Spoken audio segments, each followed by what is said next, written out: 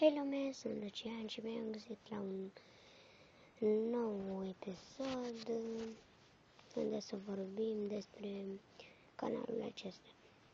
Acesta este canalul meu nou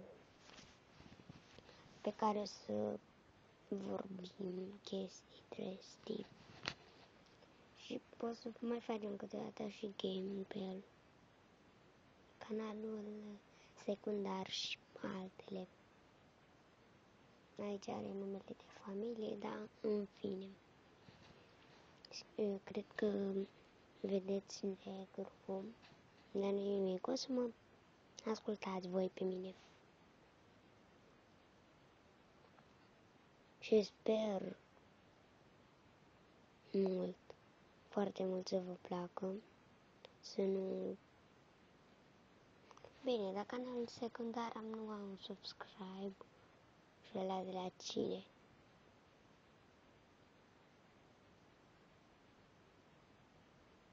Și... nu. Păi, cam atât cu episodul de astăzi. Uitați, like, subscribe dacă v-a plăcut. Și uitați să nu uit. Pe acesta voi vorbi pentru că filmez de pe laptop. Bine, de pe laptop nu o să filmez în gaming. Sau poate da. Nu știu. Bine, haideți. Deci nu uitați, like, subscribe dacă v-a plăcut. Ne vedem și data viitoare cu un nou video. Baftă lume!